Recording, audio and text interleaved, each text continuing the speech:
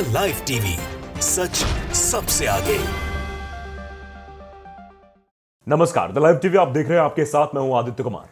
दरअसल जब से लेबनान की तरफ अटैक बढ़ा और हिजबुल्लाह पर हमला किया गया, तब से अब नाराजगी बढ़ गई है। दरअसल हिजबुल्लाह का कहना है कि अब इजराइल को छोड़ेंगे नहीं और इजराइल पर अब अटैकिंग मोड होगा। अभी तक तो खुलकर हिजबुल्लाह सामने नहीं आया था, लेकिन अब हिजबुल्लाह खुलकर सामने आएगा और ईंट से ईंट बजा देगा। No rule, no regulation. Hezbollah के ऐलान से अब कोहराम मचने वाला है और पूरी तरीके से अब जो स्थितियां उत्पन्न हो रही है वो बिल्कुल इजराइल के खिलाफ जाती हुई दिखाई दे रही हैं।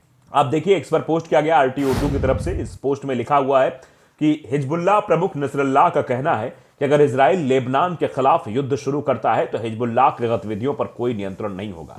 यानी कुछ भी नहीं समझेगा, कोई रूल्स नहीं, कोई रेगुलेशन नहीं, किसी भी प्रकार की रुकावट नहीं, बस सिर्फ अटैक और अटैक। यानी अगर हिजबुल्लाह ने ठान लिया है तो फिर आप समझ लीजिए कि इजराइल का क्या होने वाला है, क्योंकि पहले भी हिजबुल्लाह और इजराइल आमने सामने आ चुके हैं। बात 2006 की है। 34 दिनों तक युद्ध चला था इजराइल और हिजबुल्लाह का। तब हिजबुल्लाह कमजोर था, हिजबुल्लाह के पास इतनी बड़ी सैन्य ताकत नहीं थी, ना ही हथियार थे, लेकिन फिर भी 34 दिनों तक इजराइल का मुकाबला किया था। हाँ, इसमें हार जरूर हिजबुल्लाह के हाथ आई थी, लेकिन हिजबुल्लाह की ताकत का अंदाजा इसी बात से लगाया सकता है कि इजराइल जैसे देश के सामने वो 34 दिनों तक टिका रहा और युद्ध करता रहा। इस बात को हम बिल्कुल नकार नहीं सकते हैं, बिल्कुल डिनाई नहीं कर सकते हैं, क्योंकि जिस तरीके से लगातार अटैकिंग मोड हो रहा है उससे समझ में आ रहा है कि अब हिजबुल्लाह अगर अटैक करता है तो ये बड़ी मुसीबत खड़ी हो सकती है। दरअसल हमास अधिकारी की मौत के बाद हिजबुल्लाह ने इजराइल को वार्निंग दी है। बोले नहीं होगा कोई नियम, किसी भी प्रकार के नियम की नहीं माना जाएगा, सिर्फ अटैक होगा। आप जानते हैं कि इजराइल का हमास से युद्ध चल रहा है।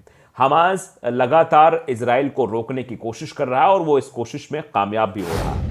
जब 7 अक्टूबर को हमास के द्वारा इजराइल पर हमला किया जाता है तो उसके बाद से लगातार इजराइल गाजा पट्टी पर बम गिरा रहा है, जिससे लगभग अभी तक का जो आंकड़ा देखें वो 22,000 लोगों की मौत हो चुकी है। बीच में 7 दिनों का युद्ध विराम भी हुआ था, लेकिन अब जो स्थिति बनती दिखाई दे रही वो अलग तरीके की है, क्योंकि अब इसमें 3 संगठन इजराइल को घेर रखे हैं। दरअसल पहला हमास, जिसमें ब्रिगेड भी है, अल कसम अल कुद्स ब्रिगेड भी है। उसके बाद हिजबुल्लाह के प्रमुख जो नसरुल्लाह है, अब वो खुलकर आने की बात कह रहे हैं और पहले भी उन्होंने कई बार इजराइल को चेतावनी दी है। लेबनान की तरफ लगातार अपना गतिरोध बढ़ाया है, इसीलिए इसी वजह से इजराइल ने 1 लाख सैनिकों को लेबनान बॉर्डर पर लगा दिया है। उसके बाद हुती, जो यमन का विद्रोही संगठन है, वहां पर लाल सागर से लेकर अमेरिका की तरफ से अटैकिंग मोड जारी है। अमेरिका भी परेशान हो गया। अमेरिका की परेशानी का जिक्र हमने कल बता दिया था आपको, किस तरीके से अमेरिका परेशान है। अमेरिका तेहरी तरफ से घिर चुका है। अभी तक रूस यूक्रेन का जो युद्ध 2 साल से चल रहा था, अभी इस बीच आपने देखा कि जैसे ही साल समाप्त होने वाला था, यानी दिसंबर के 2-3 दिन बचे हुए थे, तभी अटैकिंग मोड शुरू कर दिया रसिया ने।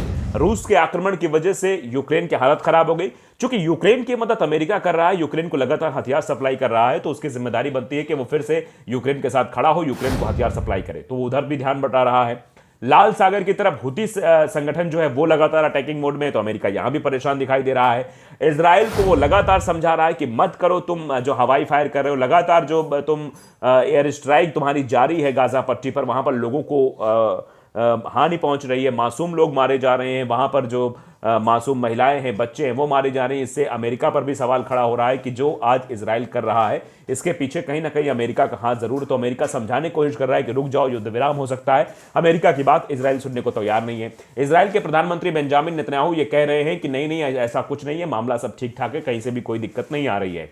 और अब तो अमेरिका के राष्ट्रपति जो बाइडेन को यह कहना पड़ रहा है कि नहीं, हमारी कोई इजराइल से इस मसले पर बात नहीं हुई है। तो ये स्थिति है। अब हिजबुल्लाह की तरफ से चेतावनी दरअसल इसलिए दी गई क्योंकि लेबनान में जब लेबनान की तरफ जब अटैक हुआ, उसी ड्रोन अटैक में जो है वो हमास के एक मतलब डिप्टी कमांडर कह लीजिए या फिर मेन लड़ाके कह लीजिए, उनकी मौत हो जाती है। तो संगठन की तरफ से, हिजबुल्लाह की तरफ से अब चेतावनी आई है। हिजबुल्लाह दरअसल अब ताकतवर हो चुका है, जिसके पास उस वक्त 14,000 मिसाइलें ही थी। 14,000 मिसाइलों के जरिए उसने 34 दिन तक इजराइल से युद्ध लड़ा था 2006 में। तो अब उसके पास 1.5 लाख से ज्यादा मिसाइलें हैं। तो आप अंदाजा लगा सकते हैं कि हिजबुल्लाह की ताकत किस कदर बढ़ गई है। और उसी ताकत के साथ जब वो मैदान में उतरेगा तो फिर उसके बाद इजराइल का क्या होगा, ये सबके दिमाग में, जहन में सवाल जरूर गूंज रहा है। इजराइल गाजा युद्ध में अब लेबनान के हिजबुल्लाह की एंट्री पूरी तरीके से होती दिखाई दे रही है, यानी औपचारिक रूप से कह सकते हैं। अभी अनौपचारिक रूप से लेबनान की तरफ गतिविधियां जरूर इजराइल के खिलाफ बढ़ रही थी हिजबुल्लाह की।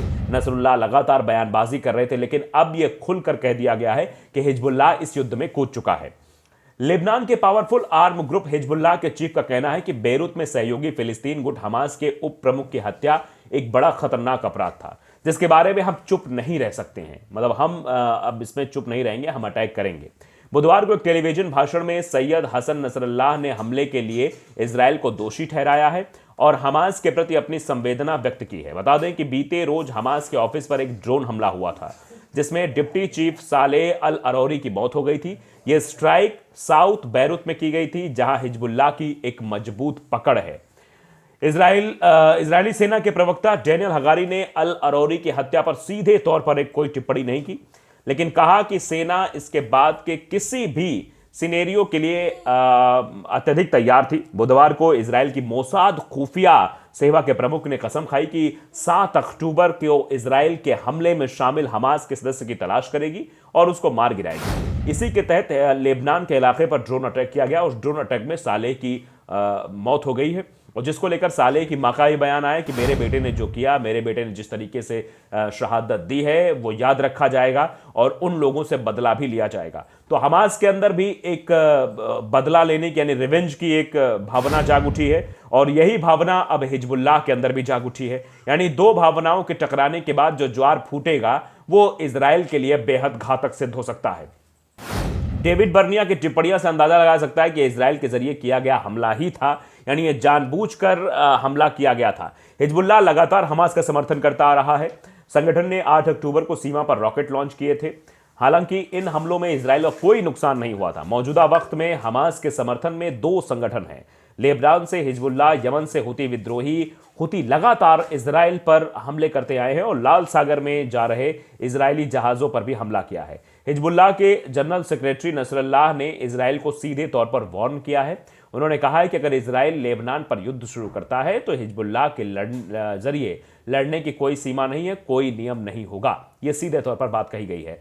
तो कोई नियम नहीं होगा, कोई सीमा नहीं होगी, कोई बातें नहीं होगी, इस तरीके की बातें भी लगातार कही जा रही हैं, और अब नजरिया बदलता हुआ दिखाई दे रहा है। हमास अटैक में आ चुका है, हिजबुल्लाह अटैकिंग मोड में आ चुका है, हुती लाल सागर पर अमेरिका की टेंशन बढ़ा रहा है, और ऐसे में अब जब यह युद्ध आगे बढ़ेगा तो अभी तक तो इजराइल की थोड़ी बहुत सेना को नुकसान पहुंच रहा था, लेकिन अब ज्यादा नुकसान पहुंचेगा। इजराइल ने क्योंकि अपनी सेना को वापस भी बुला लिया था, इजराइल ने कहा कि हम नई रणनीति बनाएंगे, उसके आधार पर अटैक करेंगे, क्योंकि इजराइल को यह पता था कि अगर अटैक करेंगे, हम करते रहेंगे, आगे बढ़ते रहेंगे, तो हमें तो हमास के लड़ाके दिखाई नहीं देते हैं, लेकिन हमास के लड़ाके हमको देख ले जाते हैं और फिर अटैक होता है, हमारी सेना ढेर हो जाती है।